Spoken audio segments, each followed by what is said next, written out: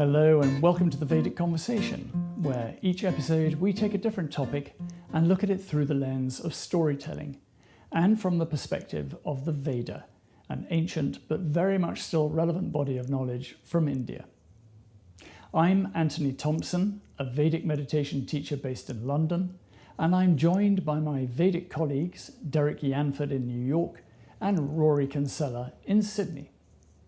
This episode was recorded at the beginning of May, and we're talking about growth. We look at how, when we're in tune with ourselves, we can navigate our personal evolution. But first, sit back and listen to our stories, and then we'll dive into the conversation. As always, don't forget to stick around until the end, where we'll offer a practical exercise in how you can apply this knowledge in your daily life. And don't forget to subscribe to our channel. I grew up in England where drinking is almost a religion, and I was a devout follower of that religion from an early age. And I've always been an overthinker and an overanalyzer, and when I found alcohol I realized that there was this kind of magical tool that could let me tame my overactive mind, and it helped me relate with people more freely, so I wasn't living up in my head the whole time, second guessing everything. And I spent my 20s in and around the music industry in the UK. I was in a band with a record deal that toured the UK and played gigs in Europe, and I DJ'd in clubs and at festivals, and I also ran a record label. And later I worked as a music journalist for Channel 4 in London, which was a riot. And in all of these roles, drinking wasn't just encouraged, it was almost expected and often rewarded. And the heavy drinking and partying carried on after I moved to Australia, when I switched from music journalism to writing about lifestyle and got to do all these crazy things like attending a week-long vodka festival in Queenstown, New Zealand, or reviewing bars and restaurants in Las Vegas. But it came to a head on my 35th birthday when, with a few friends, we put on this illegal warehouse party in this horrendously sleazy venue here in Sydney, and I was hit with this revelation that I wasn't enjoying this life anymore, and alcohol wasn't stopping my overthinking anymore. I'd still be drunk, but paranoid with these second guessing everything again. And I wasn't even enjoying the music we were playing, and realized that I didn't want to wake up one day as this 50-year-old party monster. So I quit smoking and DJing the next day, because obviously DJing was the problem, and started making changes in my life. So I got fit and started running marathons. I got into writing and wrote a novel. And I wrote hundreds of thousands of words in my journal, pouring my thoughts out. And I got into self-development and did all these personality tests and an NLP course before eventually finding meditation. And alcohol and partying became less important over the following months, until I finally realized that the costs of drinking had long been outweighing the benefits. But the power of habit and social convention kept me drinking for a while longer, until I eventually quit at the end of 2017. And I realized that I'd been avoiding social occasions because I didn't want to drink, as I've never been very good at going out and only having a couple of drinks and leaving early. And it was a real relief afterwards not to have to do that anymore. I could be as sociable as I wanted without worrying about how it would make me feel the next day, or the day after that, or the day after that. And I was free to embrace my inner introvert. And I had all this time back to myself to develop myself and focus on other things like teaching meditation, which by then I'd realized I wanted to dedicate more of my time to doing. To grow, we need space, and while I was still drinking, I didn't have that space. I would spend most weekends, either Saturday or Sunday, both with a dreadful hangover. And with the hangover, I wasn't able to do anything creative or constructive. Hangovers are more about surviving, not thriving, and growth or evolution is about allowing new creative things into our life. But to leave space, we must be prepared to let go of those things that are no longer serving us, and to remove things that have become irrelevant. And drinking had become an irrelevant behavior for me, so it was ripe to be swept away. But that doesn't mean that it had never been relevant for me, just that it no longer was. Growth has many different aspects, and in terms of our personal growth, we're usually referring to the process of our potential becoming fully realized, moving from lesser to greater sophistication. It's when we stop and reflect on our growth that we can recognize just how far we've come, especially when looking back on past behaviors and activities or choices we made in regards to fashion or romantic partners. That often begs the question, what was I thinking? When identifying growth in the natural world, springtime is abundant with examples, but easy to miss if you're not paying attention. Now, the winters in New York can be brutal, with its cold winds, icy temperatures, and snowy streets making an already tough city even more difficult to navigate. Most of us spend our time shut away, staying in and enjoying the comforts of home, but once spring rolls around, it's a completely different story. Now, it isn't easy connecting with nature here in the city, but it's not impossible. We have Central Park, of course, with its trees, meadows, and lakes, but for me, there is a lovely part of Manhattan called Roosevelt Island, where I love to bike this time of year, as parts of it along the East River are lined with beautiful cherry blossoms. Now, I enjoy riding there every day for about a week or so, as I want to get the full experience of the transformation, as it all happens so quickly. First, the leaves start to bud, and soon after, the blossoms follow. First, they're white and tiny to begin, but then they bloom into a beautiful bright pink, decorating the tree and perfuming the air. And I also like to just sit and gaze at the trees, sometimes completely forgetting that there are 8 million people that live here. As the scene is so tranquil and calming, it almost becomes surreal, transporting me to another time and place. It's truly remarkable to witness the growth of this once bare, mostly cement and steel environment evolve into a beautiful, bright, sweet-smelling landscape littered with tiny pink flowers in such a short period of time. Now, all of this would go unnoticed if I didn't make it a point to stop, slow down, and allow myself to enjoy the transformation that is always going on around me. But when you can see growth literally happening in front of your eyes, it changes your perspective and reminds you how important change and growth are to our evolution. Hello. Years ago, when I set up my business, I had to buy a computer. Now, it may be hard to imagine this, but there was a time when computers and email didn't exist. It was only in the last 6 months of working for a large company that I ever used a computer, and even then, very occasionally. I was excited to be setting up a new business and knew having a computer would be a good idea. Apple seemed to be what I wanted, and when I purchased the machine, which was basically a box and a screen, I was offered the chance of some training. Even in those early days, when Apple stores didn't exist, the company had a good customer service ethos. I had to go to a light industrial site near Heathrow Airport, 20 miles away, and I joined a group of people for half a day to be taught how to use our new purchases.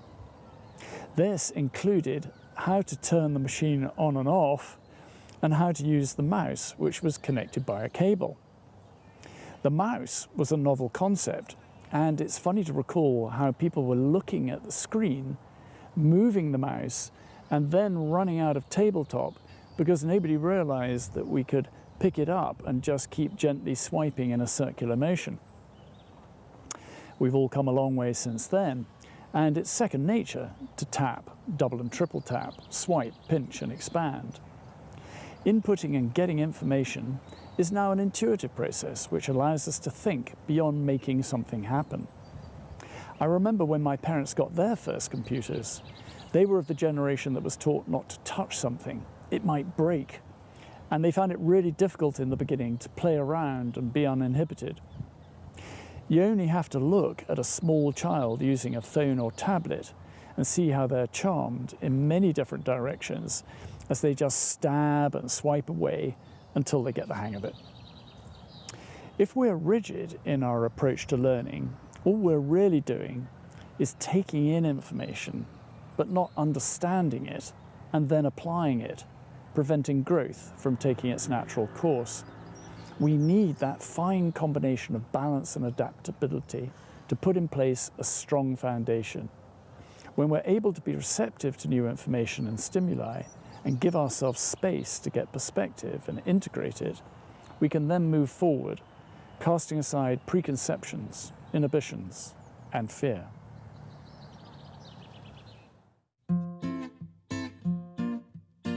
But yeah, Derrick, I love what you were saying about that idea of watering things that you want to grow, and how we use this idea of attention as a way of making stuff grow.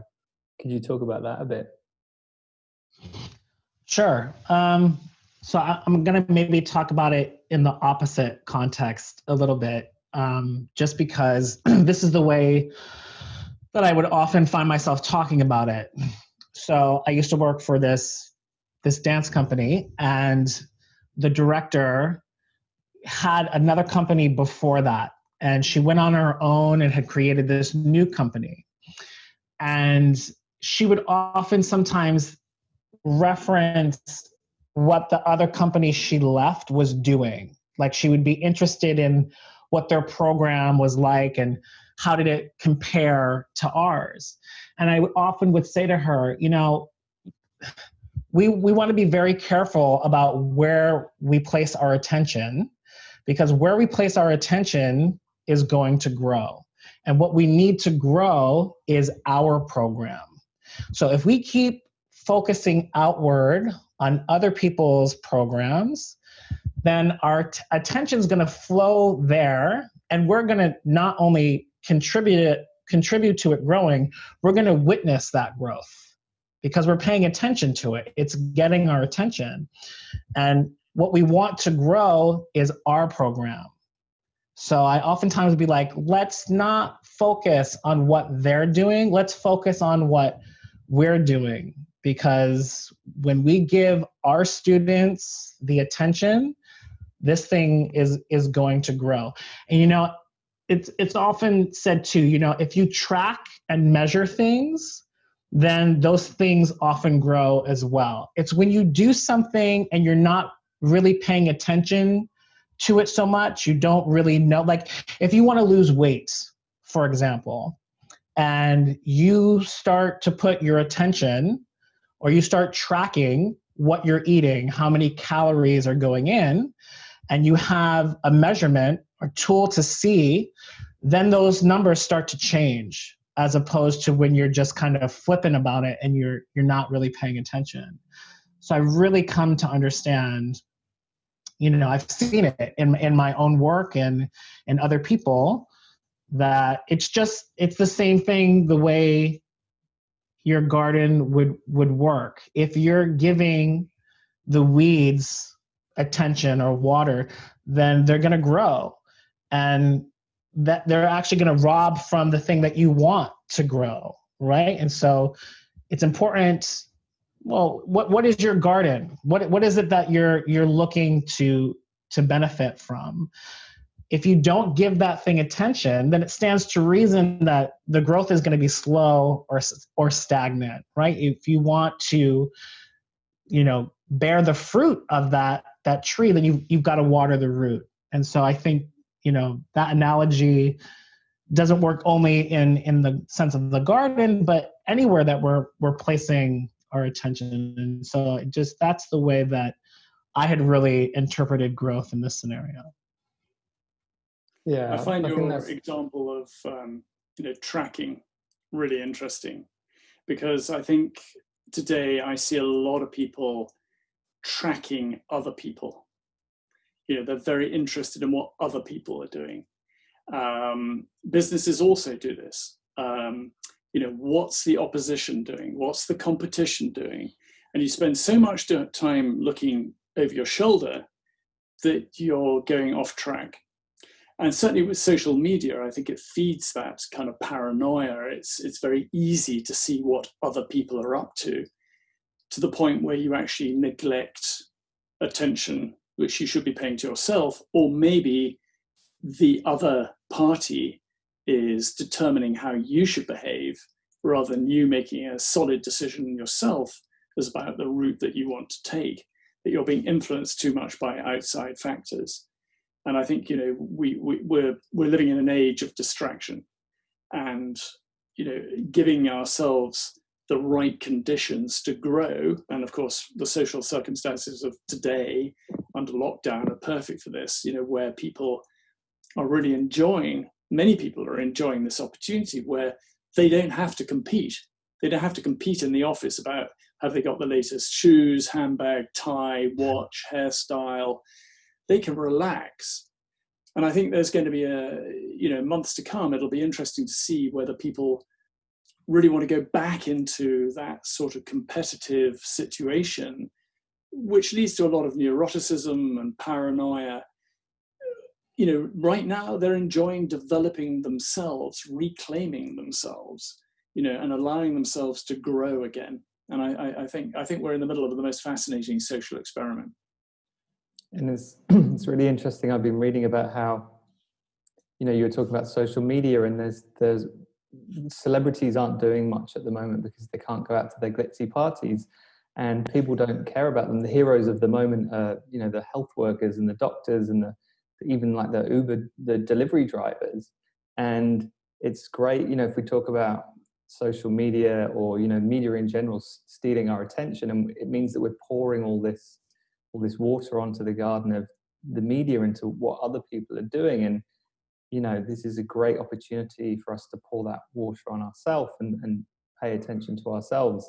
And yeah, I just love the idea of how, that attention is an asset, and it's kind of a limited asset. Like, we don't have infinite attention. So what I, turning to my story about with the alcohol, it's important that I did was not concentrate on, what I was missing out on all those crazy fun times that I had in my life, which I undeniably had, but it was about focusing on the things that I wanted that I didn't have, which was, stable mental health or creativity, or, if you're hungover, or if you're, struggling, you're not thriving, you're just surviving. And it means that you don't have that attention to put on other things. And I think one of the things that we do is we assume, because we have all these amazing resources in the world, that we have infinite resources ourselves, and that we can keep putting things into ourselves, like keep learning new things, keep acquiring new products, keep taking up new hobbies. But you can't, because we have this limited amount of attention. So it's about choosing. And I think the important thing with growth is not just where I want to go, but it's deciding what things you're prepared to let go. Because in that idea of evolution, if we think about the Vedic idea of it, there's creation, or the creative aspect, where we do go, I'm going to learn this new thing. And then there's the maintenance aspect, where we say, right, I'm going to maintain this thing which is working well. But then there's also the destructive aspect, which we often avoid, but that's the part that's removing stuff that's no longer relevant. Because if you just keep acquiring new habits, you're not, you can't, there's not enough hours in the day. So you have to prioritize, and you have to choose what you care about, because you can't do everything, otherwise you'd have a nervous breakdown. So it's about not being afraid. I think the growing process is not being afraid to let go of those things that are no longer serving you. And for me, alcohol had become that thing. And it's, not to say that it never not been relevant, but it had become irrelevant. And, it's often very hard to make those calls and cut those things out, which might be, they might be relationships, or they might be friendships.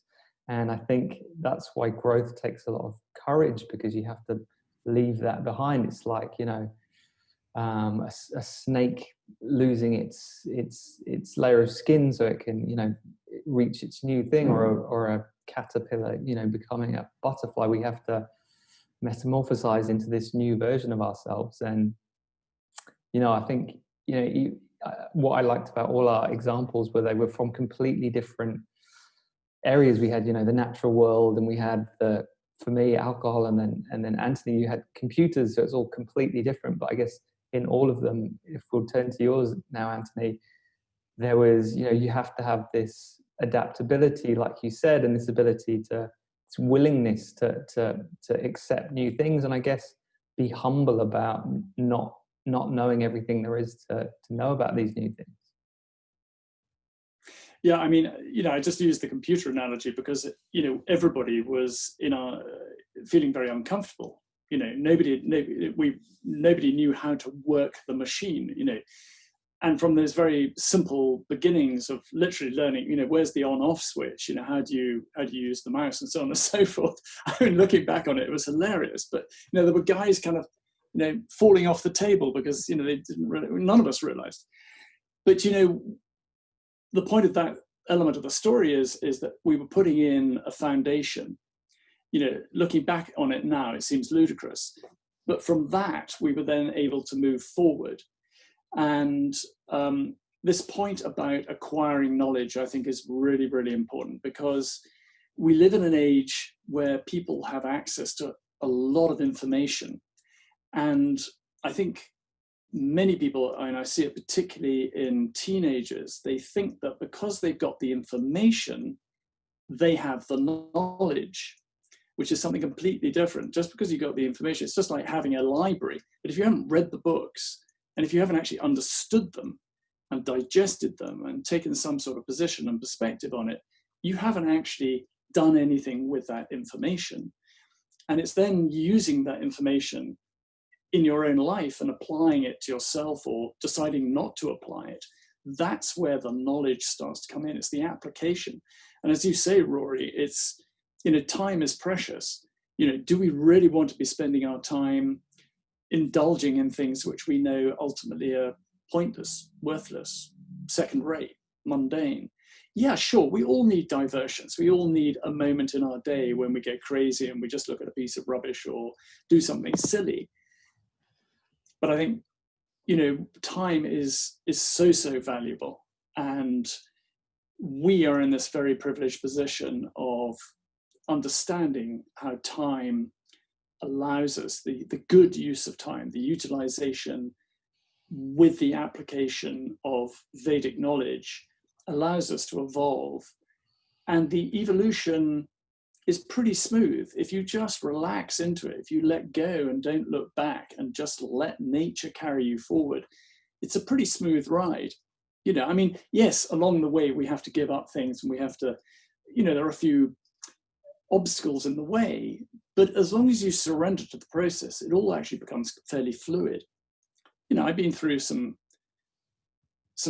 tough moments, and I'm thinking particularly of relationships where my marriage of 27 years came to an end, and I could have spent the next 5-7 years looking back and thinking, where did I go wrong? What should I have done? What's going on now? It was pointless. It was pointless. There came the moment when there was the full realization that relationship is no longer sustainable. So you just have to make the decision. You have to take a very deep breath. You have to dig deep and decide, well, that's over, and move forward. There's no point in spending a moment longer in something that was profoundly unhappy for everybody. Just move on. What's so interesting about both of your stories was that you both kind of talked about letting go. But Rory, what I found really interesting and probably more surprising than the quitting alcohol was the quitting smoking and the DJing, like at the same time, because I would imagine like that's a very difficult thing to do, just to stop. But I guess, and correct me if I'm wrong, that the pain or the continuation of smoking was greater than not smoking, or how, like, can you talk about that battle of giving up and how it kind of came about? Yeah, well, I guess for me, I was always just a social smoker. I would smoke whenever I drank, which was often. So I guess I'd long ago, because this is the other funny thing, I'd long ago realized that smoking was a not very nice habit. And, you know, if people were smoking in the street, walking in front of me, I'd be like, oh, that's horrible, that's disgusting. But this is the thing about drinking, is you just forget how you normally are. It kind of numbs you to all these things that you'd never do, which is why you get into all these ridiculous scrapes and you're dancing on the table, making a fool of yourself when you're drunk, because you're not thinking straight, you're not your normal person. So I guess, and I guess it's much more obvious, and maybe one of the other reasons is it's become a lot more socially unacceptable to smoke. You know, in Australia, where I am, they did this earlier than other places, but you know, if you buy a pack of cigarettes, it's got like a decomposing lung on it, or it's got a yellow gangrenous finger. Like, they really make it's a big picture of something that you don't want. And you know, they've hiked the prices up, so there's something like 5 times higher even than 10 years ago when I moved here. So I guess I guess smoking's easier to give up then, because people are giving it up all the time, but drinking's harder because it's so accepted. Like, it's you know, part of every occasion, you know, weddings, funerals, birthday parties, there's alcohol in all of it. But which is why it took me longer to give up drinking than smoking.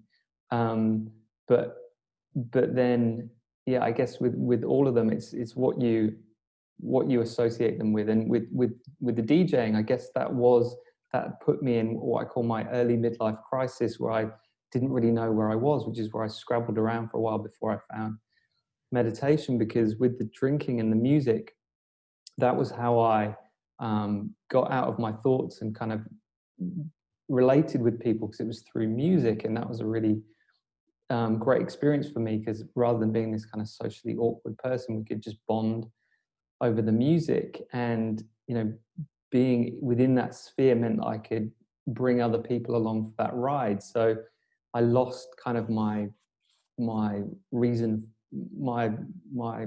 for living, because that was the hero element of my life, which was, you know, making other people forget their worries on the dance floor. And then having lost that, I was looking for something else. And then what I love about finding meditation, although this wasn't a conscious process, is that I help people forget their worries and their troubles, but through meditation. So it's like meditation teaching is the DJing of my 40s, whereas, you know, DJing was the DJing of my 20s, which is a stupid thing. And I never would have planned it like I didn't plan it like that, but it means that I've found that I've got more of this regular, you know, a narrative running through, which I wouldn't have been able to see at the time, because at the time it was more like, oh, you know, I've just wasted the last 15 years, or, you know, I've all that time I spent working up to be a DJ and get good at it, I've just thrown that all away. But it's all like, you know, no, that will thread into something else. And, you know, I often talk to people about music or DJing. It's just something that kind of feeds into life. And I still enjoy music. I just don't enjoy standing in a club between 10 and 2 in the morning on a Friday night with people, drunk girls spilling drinks on me and requesting R&B songs I don't like. Well, full disclosure, I used to smoke and I used to drink. I don't. It's been, I think, over 12 years ago since I quit smoking. And I haven't had a drink in many, many years. So, but Anthony, I'm curious, did you drink and smoke? Were you a part of that club too? I've never smoked, well, except at school when I sort of, you know, joined a friend behind the bike sheds for a quick fag, you know, to see and I thought it was disgusting, and I coughed a lot. So that was the end of my smoking career. Lasted about 2 cigarettes. And I drank socially up until Christmas 1990. And then I stopped. So I've been teetotal for 30 years. Wow. And the reason I stopped was because I was married at the time. In those days, we were very sociable. There were a lot of parties. And the year before, my wife and I had this arrangement where, because she had to use her car for work, it made good sense that over the Christmas period, I did the driving so that she could drink. And then the agreement was that after Christmas, I would do the drinking and she would do the driving, which was a shorter period. And that suited me well, because I didn't really enjoy drinking so much socially. I preferred to drink at home, not on my own, but my ex-wife was a very good cook. And so we used to have very nice wine, and it was always part of that sort of thing. So giving it up, for a month, wasn't a big deal socially. And then the following year in Christmas 90, I was made redundant. And I thought, well, it's very easy just to kind of get back into the drinking. And I thought, no. Rather like Rory, I needed the space. I love that point you made, Rory, that, giving these things up created space for you to then turn your attention to something more positive to allow yourself to grow. And I needed to, keep my act together. And so it was quite tough in the beginning because, in 1990, people giving up drink was kind of rather odd. And I was definitely a social weirdo. If I went to somebody's house or, went to a party or, and I said, we can have a soft drink, and there'd be a huge fuss. Oh, I don't think we've got any soft drink. And it's just easier to have the water. Now, of course, it's commonplace. Nobody thinks twice about it. Yeah. But I think it definitely gives you, when you think about drinking, it's really a form of, for many people, particularly in Britain, on a Friday night, drinking is the weekly stress release. People to drink themselves into oblivion to try and forget about the preceding 5 days and to kind of get their head into a different zone for the weekend, even if they wake up with a thumping headache on the following morning. And I think, of course, the other thing that happens is that you're actually losing consciousness. I mean, people, if you drink to excess, you become unconscious. Mm-hmm. And we're not in the business of becoming unconscious. As Vedic meditators and Vedic meditation teachers, we're in the business of going in the other direction. We want to become more conscious. So the idea of, so we want to leave that behind. And so often students say to me, well, do I have to give up drink? Do I have to give up smoking? Do I have to become a vegetarian, etc.? I said, no. It's just all going to happen in the, if you want to do that, it'll happen. We don't prescribe that. Every decision we make is made from a decision of awareness, of consciousness, and you'll just find that it doesn't appeal anymore or as much. It's less charming. Yeah, that's what I love about it. There's no prohibitions. It's like, it's all kind of research, and it's like, you will find, there's not like which is what I like about it. It's kind of a practice and an understanding. It's not like a religion where it's like, okay, you can't do this, you can't do that. It's just like, go ahead, do it. You'll just see that over time you will, if you're aware, you'll notice what things are helping you and what things aren't. And for me, it was a very gradual process. It was took 4 years after I learned to meditate to give up. And it was because, like you said, I was getting more consciousness and more clarity. And whereas before, like your example of the people at the end of the week, I just need to get obliterated to forget, how stressful my week was. It became whereas like I was feeling good all the time. So it was then when I did have a drink, I would feel cloudy and kind of groggy rather than feeling bad. I was losing my feeling of good. So then it just becomes much easier. Like you said before, it's about this smooth evolution path. It's not like I hit rock bottom and then I had to give it up. It's like, no, I just gradually moved, like you said, gradually move towards in a smooth way and allow things to fall away that are no longer useful for you. And what meditation helps to do is helps to open your eyes. Like you say, it gives you more consciousness so that you can become more aware of what in your life, we're talking about alcohol here, but it could be any number of things. It could be anger, or it could be, getting too interested in the news, or, especially at the moment, or, maybe since 2016 when we had all the big changes, like we had Brexit and we had Trump, like a lot of people put all their attention on going, hey, the world isn't going how I wanted it to go. And then they'll, you get into this huge amount of debate, and then you can decide to give that up. There are lots of different things where, and this is the interesting thing with meditation, people say, I don't have time to meditate. And my response is always, well, if you were able to properly divide up your time, and what's great about the iPhone now is it will tell you, has this screen time function that will tell you how many hours you spend on different apps a week. I'm like, all right, well, show me how many hours you spent on Instagram this week and tell me you can't find 20 minutes a day to meditate. Right. Yeah. Well, what's interesting is because when I listened to both of your stories about letting go, and I was like, oh, it's funny how that didn't occur to me. But having this conversation, one of the objections that I get from students who haven't quite decided that they want to meditate yet, which I'm sure you guys probably experience too, is that there's a little bit of fear that if they meditate, they're going to lose part of who they are, how they identify, especially if they are big in business or they're one of those people who believe they work best under stress. And, the thing that I really communicate is, well, if you begin meditating, what's most likely going to end up happening is that you're going to become more aware of what behaviors you're engaging in that are unsustainable, that are not serving you, that you will essentially let go of so that the true person you are or the most potential that you have can step forth and that you can grow into that.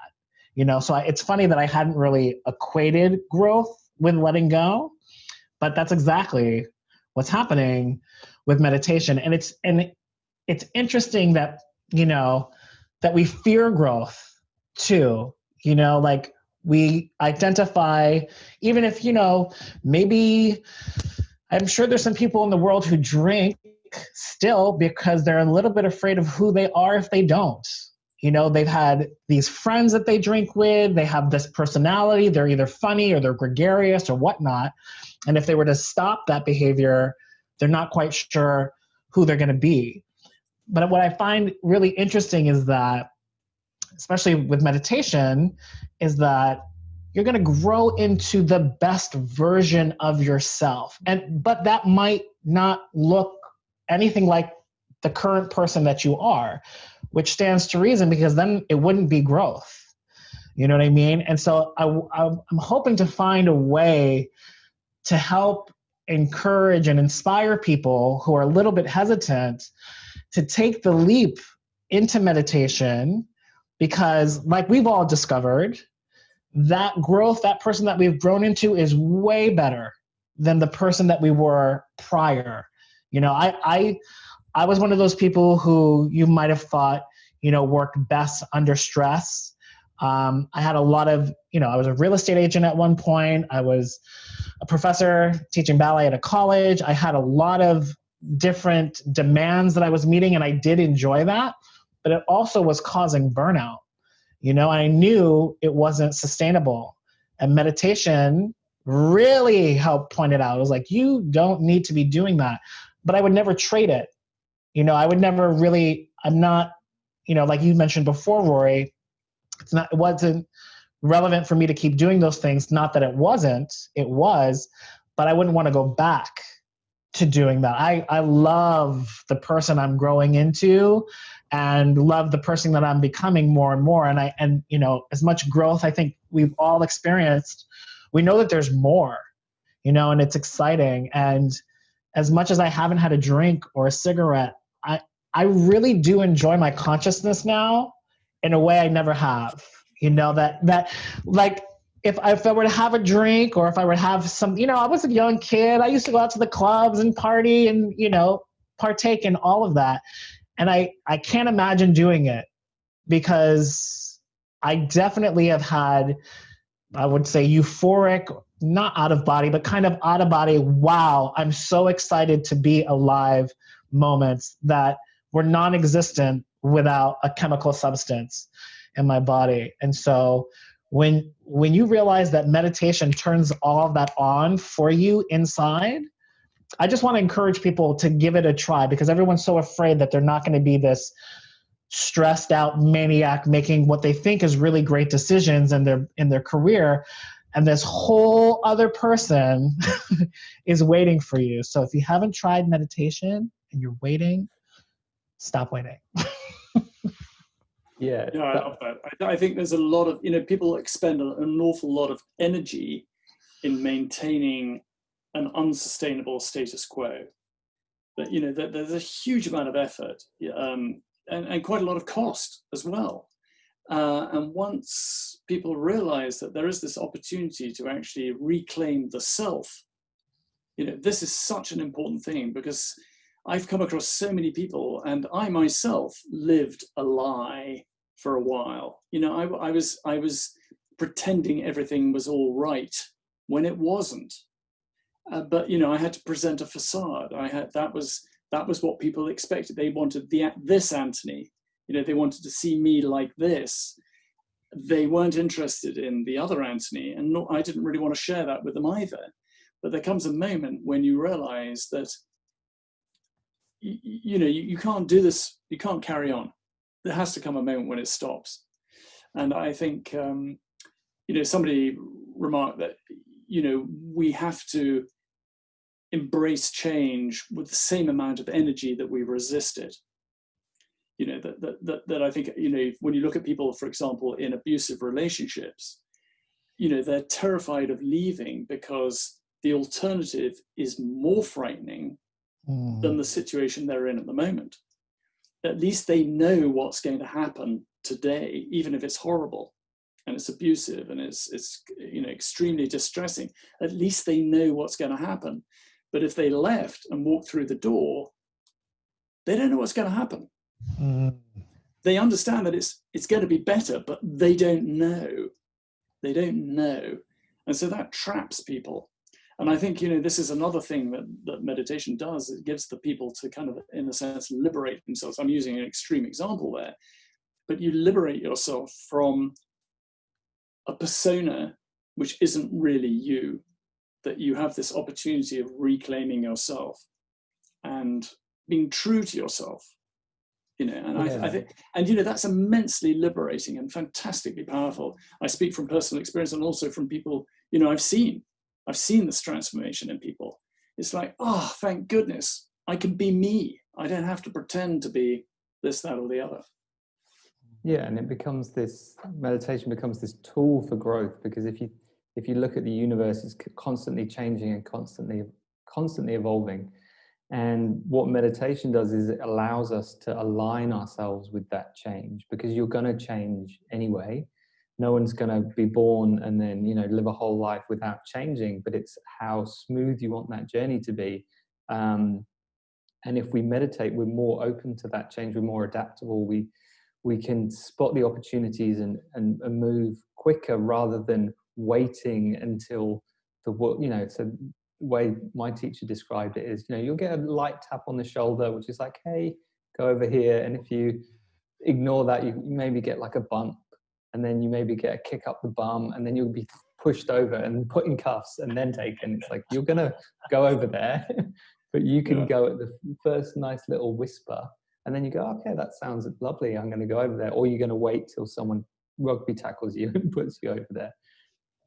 Well, it's interesting that you say that, because I think I need to be clear too about putting where you put your attention, that thing will grow, because I don't want to be insinuating that you should ignore other things, because ignorance actually is a way of putting your attention on something. It takes attention to ignore something.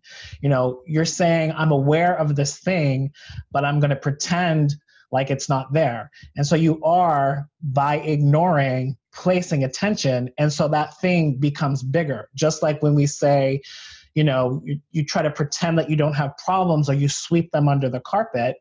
Well, what you're really doing is you're ignoring something that needs to be solved. And that thing, as we know, gets bigger, and it has power over you.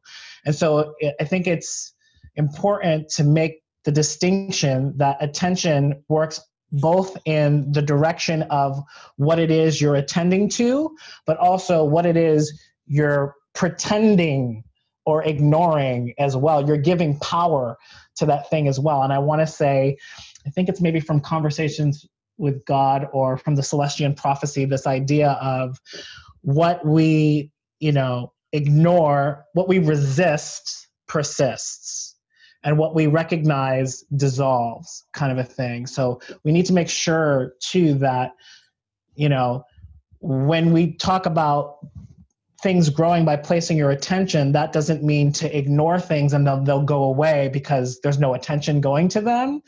That be careful or be aware of that which you're ignoring as well, because you can, just like putting your attention on something, make that thing grow as well, because you're basically doing the same thing. You're hoping for a different result. You're hoping for it not to be real when you know. And whether that's internally for yourself of who you really are, you're trying to ignore who you really are, it's the same thing. But I mean, thank God for meditation so that we can kind of just like balance this all out.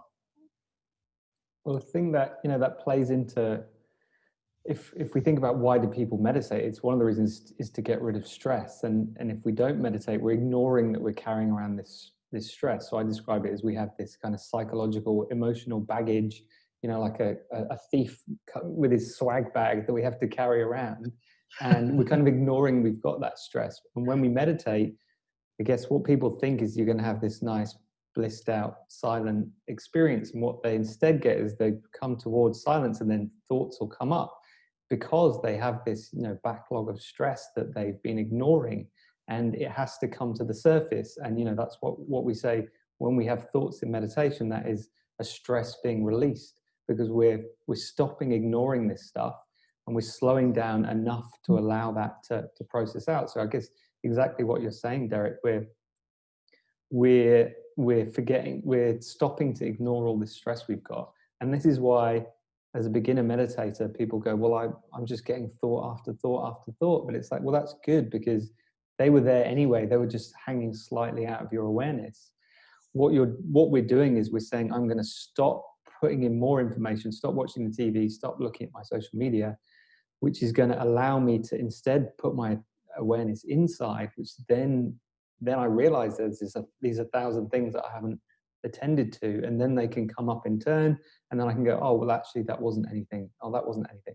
Because by revisiting these things in an organic way in meditation, I place my brief attention on it, and then it evaporates away, whatever it might be, forgetting to send an email last week, or, something, my high school girlfriend dumping me and it being an embarrassing situation, all these things that we carry around. And these are the kind of random things that come up in meditation, and we shouldn't worry when they come up. They're just stuff that we've got in our heads. And it's by stopping, we stop our senses. We say, I'm not going to have any more things coming into my eyes. I'm going to stop paying attention to what's going on around and allow these sensations from the inside to bubble up, and then they can release. Yeah, so I think that kind of all plays in, really nicely with what you're saying. Yeah, I like that point, Rory, because I think, I say to my students, we need this stuff to come out. It's not good holding this stuff in, because actually it will make us ill. If there's too much stress, too much stress makes you basically stupid. We see many examples of that. And so we want to let this outlet of stress take place in a manageable situation in a sort of controlled environment, the 20 minutes. It's much better to have the stress emanate in our thoughts and come out in the 20 minutes than it is if we had our eyes open and there's a sort of unfortunate social interaction, or it's all a bit messy. Stress release with our eyes open tends to be a little bit messy. Stress release when we have our eyes closed, whether it's meditating or sleeping, which of course sleeping is the natural moment in the 24-hour cycle when we're releasing stress, that tends to be neat and tidy. And of course, most people are not sleeping sufficiently or sleeping well or for long enough. So the meditation is not a replacement for sleep, but it's certainly adding to the stress release that's taking place at nighttime. And this, we want to build up the stress credits. We don't want to have stress deficit. We just want to be able to go into the next day with an abundance of capacity to take on extra stress. And the more we meditate, the easier that becomes. And I think that plays into the paradigm that I used to operate from, which maybe a lot of younger people do as well, is that work hard, play hard idea, and that play hard being going out and partying and drinking and smoking with your friends. And what I didn't realize at the time was engaging in stressful behaviors to relieve the stress that I had from other behaviors, you know. And now it's work hard, rest hard, you know, so that I can have the ability to come back and work hard or play or do whatever it is that I want, you know. And I don't think people realize or identify that wanting to unstress from a stressful day and winding down by picking up a substance and putting it in your body, yes, initially you may have this maybe kind of relaxed, uninhibited kind of feeling, but the more you're doing that, you're stressing your physiology. You're making it worse in a lot of ways. And I don't think that enough people understand that what meditation really is doing is giving you dynamic rest to get rid of that stress. It really is stress relief on every level, where a cocktail just, you know, happy hour, I get it. I did it.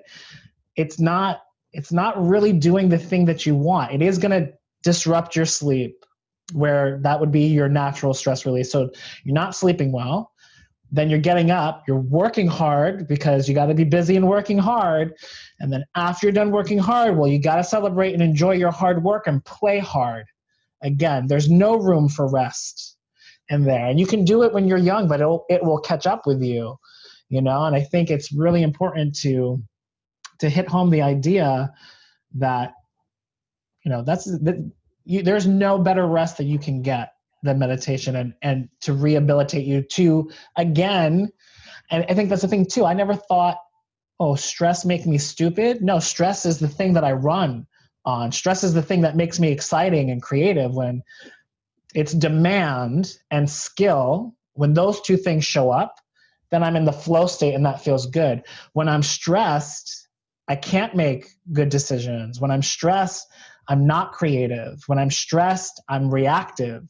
So why would I want to put more stressful things into my physiology again? And that's simply just because I didn't know.